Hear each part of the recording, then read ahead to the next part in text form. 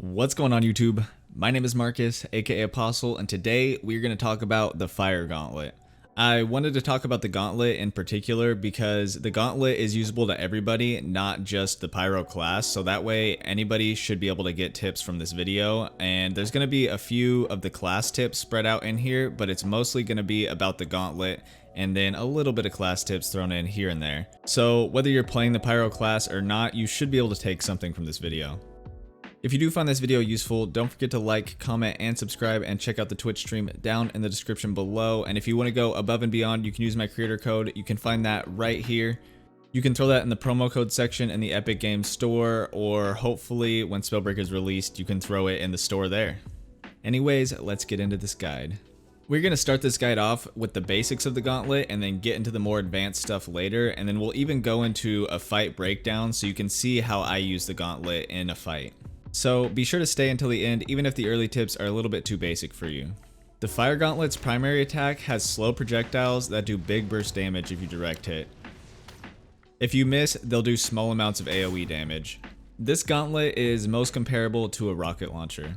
If paired with the Pyro class, direct hits from the primary fire ignite the opponent and do damage over time, which also break invisibility. It also allows the Gauntlet to do more splash damage on missed shots. This is the only primary attack that you can do damage to teammates with.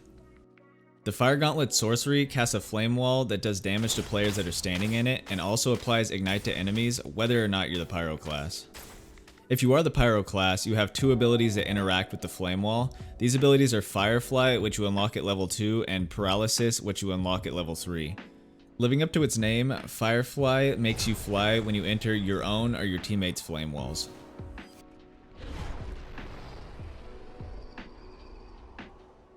Paralysis increases the damage of your flame wall for the first few seconds and also causes your flames to be this cool blue color. Now that we've gone over the basics of the Gauntlet, let's talk about some other gauntlets that it pairs well with. Since your fireballs have a slow travel speed, it makes it much easier to use at closer ranges. Naturally, this makes the longer range gauntlets like Ice and Lightning pair well with Fire to allow for a more versatile playstyle. Personally, I prefer to use Ice with it because it allows for a bursty, high damage playstyle from any range. But you have to be careful because your flame walls and puddles will block your ice shot, so you have to be smart with your positioning and your ability use. Your fireballs can be pretty difficult to hit on players that are in the air or just above you in general, so not only does Ice and Lightning increase your effective range, but they also increase your effectiveness all around. If you're willing to give up a little bit of range, you can pair your Fire Gauntlet with the Stone Gauntlet. The reason that this is effective is because Stone carries flames, increasing the damage and causing chaos on the battlefield. If you really like to play in people's face, you can pair Fire with Toxic or Wind, Toxic being essentially a shotgun and Wind being an SMG. I would say that Wind tends to be weaker and less fun to play of the two, but that's just my opinion. Personally, I find Toxic incredibly fun to play with Flame, mostly because of Dragonfire. Dragonfire is the combination of Toxic and Flame. It can do a ton of damage really quickly. Although it's really fun, playing with Toxic and Fire requires some pretty decent movement and positioning to be effective. Speaking of movement, let's talk about which runes to pair Fire with. Since Flame is a close range gauntlet, it benefits from close range runes or runes that help you close the distance.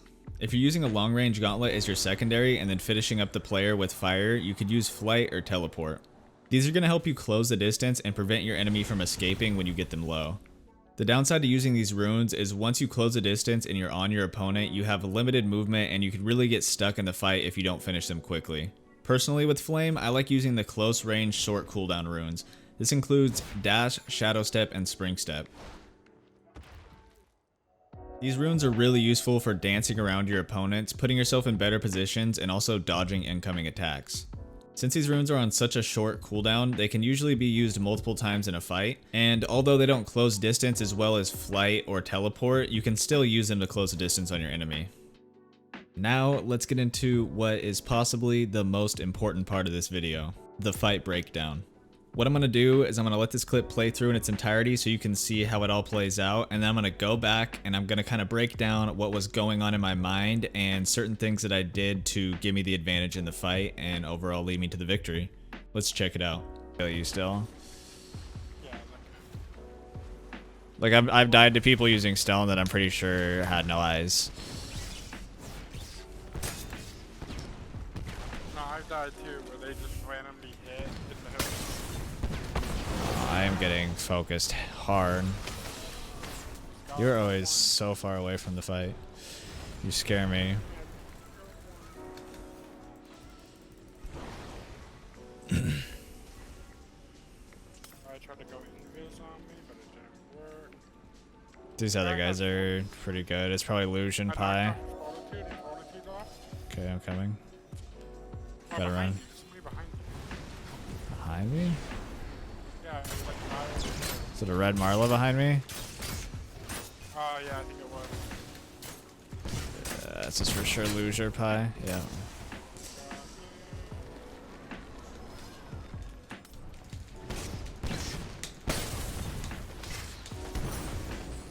GG. Alright, now that you've seen the fight, I'm going to go ahead and break it down for you. So let's start just from the beginning right here. We're going to play it out. I'm going to show you right here. So I saw that the first guy on the left shadow stepped. He's invisible somewhere in this general area right here. And then I see this guy to my right chasing him around. So what I kind of want to do first off is get a gist of what their health is. See who I should focus first. That's what that's going to help me do. So to do that, I throw down the flame wall, which I completely choke, but my goal with that was to hit them both with the flame wall to see how close this guy was to dying. Since he's running, I'm assuming he's losing the fight, and how much health this guy has. So if this guy's about to die, I might as well focus this guy and start to get the advantage over the guy who was winning the fight. Clearly, I missed the flame wall, so we lost all of that information. I am kill hungry, so I go for the guy who's low. This is just how I play pubs in general. I just try to get as many kills as possible, just because it's the fun thing to do. So I go for this guy, try to hit him with a fireball. I miss it, but my combust hits the wall and does 22 damage to him. I didn't hit him directly, so it didn't ignite him.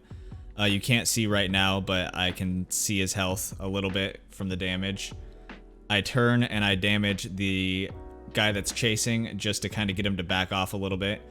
I'm looking around, kind of trying to get a gist of what's going on. I tried to pick up the potion because just try to pick up as many potions as you can. They'll always give you the advantage. I was full, so didn't really do anything. I turn around because I lost the first guy that I was chasing, the guy that I was trying to pop and kill quickly.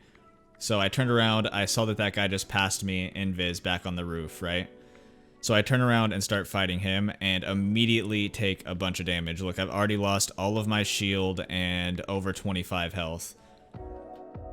So I'm in this fight, right? I realize there's a guy here and there's a guy right behind this wall.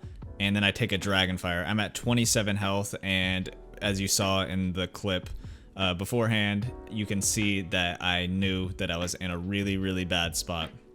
So I immediately turn and start running towards my teammate in this direction, of just attempting to disengage as much as I can, using my dash to create distance, throwing down my ice sorcery, which will block incoming fireballs and incoming lightning. So that's just going to give me a little bit of cover. It doesn't protect from toxic, and as you can see, I still take more damage. I'm down to 11 health. I panic dash right here. And right now, what I'm thinking is they both have ice and fire, right? So ice can't shoot through the flame wall, and then my teammate is also using ice, sniping in from the outside. So I could put a flame wall down right here to create more distance, but what's going to happen if I do that is it's going to block his shot, and it's going to be real bad news for him because he's going to just not be able to cover me. So I put the flame wall behind him, hop through it, use my fire flight, and kind of disengage out of the fight right here and just try to pot up as quickly as I can. I know there's nobody chasing me. I had eyes on him when I turned around. So I just pot up as much as I can. Just waiting, watching, trying to get a grips on what's happening, make sure I'm not getting pushed, and get as many potions off as I can. And then once I get potions off, I push back in using my dash and my flame wall to close that distance. Like we said in the runes, dash is not necessarily the best for closing distance, but you can still use it to close distance. So I'm pushing in, I see this guy, I decide to push him directly. I take a toxic cloud, which applies corrosion, but I hit him with a fireball. what sets him on fire. You can see he's ticking. That gives me a good gist of where he is just through the wall. Let's go back a couple frames. So if you go, I guess it's not necessarily through the wall, but if it was through the wall, I'd know exactly where he is. Hit him with another fireball mid-air and then dash right here. So the reason behind that dash is because I don't know what his teammate's doing at this point. I'm pretty sure my teammate right here is calling out, there's a guy behind you, there's a guy behind you. So I'm trying to break line of sight between me and the guy that I'm fighting. Also, if you pay attention, I don't have a lot of mana. So I'm trying to just get out of the way, essentially, to just make sure I don't take any damage and kind of use a split second to get a grips on everything that's going on. As I go back in, let's rewind it a little bit. As I go back in, the guy that I'm fighting, his health bar is still showing. I can see him through the wall here, so I know he's got no shield, and then his teammate's pushing me really hard. So I turn, I've still got a good amount of health. I start fighting back. He's in a terrible position. He's pinched between me and my teammate, and I just am able to pop him with 2 fireballs, and he gets sniped by my teammate. So now what I'm planning on doing is watching his orb, making sure he does not get res. So I'm hiding right here. Obviously, there's another guy right here. I didn't see him right away, but I jumped down here. Kind of a bad decision. I mean, I was hiding and just trying to get a quick pot off to get a little bit of armor back. As you can see, I only have 1. This is a good hiding spot, but if you get caught, you're kind of screwed because everybody's got the high ground. If they find you, they're going to be on this roof, they're going to be on this mountain, and then right behind me is a wall. So I'm stuck on the low ground right here. So not the best play on my part, but I was kind of confident since me and my teammate were both up and this guy was already low. So I'm here trying to pop off a potion. I realize he's there. Try to throw a flame wall to get on top of him and also prevent him from backing up. So if he wants to create distance from me, now he's going to have to decide to push through that flame wall and take that extra damage. So he's either going to have to push into me to try to escape or push through and take free damage from the flame wall, which has paralysis. As you can see, it's blue, so it does increase damage.